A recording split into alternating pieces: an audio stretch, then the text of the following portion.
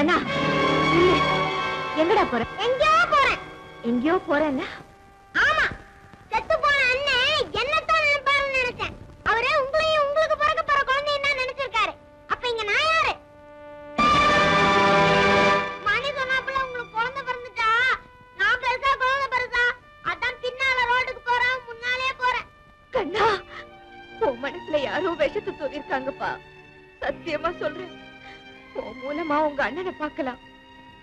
அந்த தெய்வத்துக்கு ஒன்ன வச்சே சேவை செய்யலாம் நினைச்சிருக்கேனே தவிர எனக்கு என் சொத்து, என் புள்ள, என் பங்களான்னு எந்த ஆசையும் வராதுப்பா.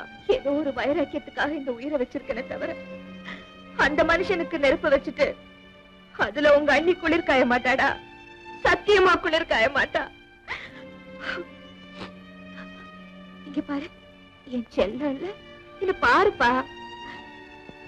உங்க அண்ணா ஆணையா சொல்றேன், நான் தான் உனக்கு அம்மா. எங்க அம்மா செத்து போயிட்டாங்க. நீ அம்மா இல்ல, அம்மா ஆக முடியாது.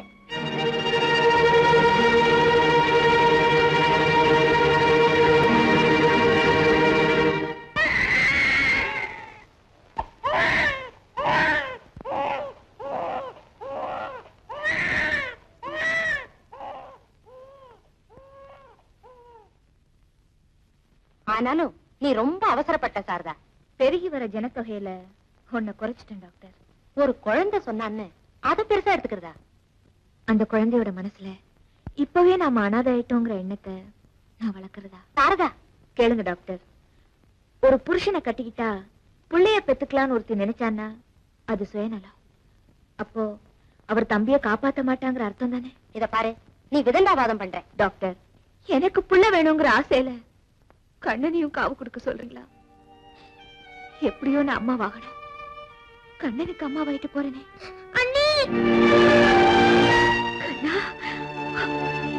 அண்ணி, நான் சொன்னது தப்பு அண்ணி, தப்பு. என்ன மன்னிச்சிருங்க, மன்னிச்சிருங்க அண்ணி. இனிமே நான் உனக்கு அண்ணி இல்லப்பா, அம்மா. அம்மா,